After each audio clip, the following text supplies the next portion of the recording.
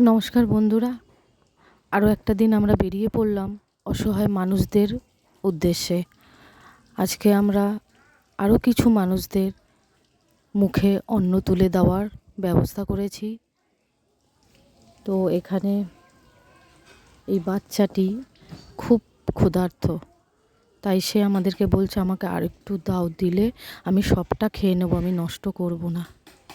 এরা জানে খিদের কি জ্বালা, আর আমরা অনেকেই আছি খাবার প্রত্যেক দিন নষ্ট করি।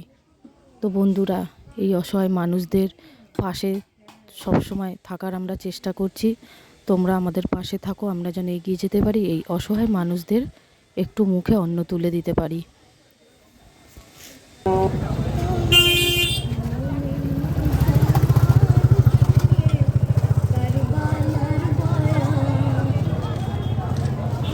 ये है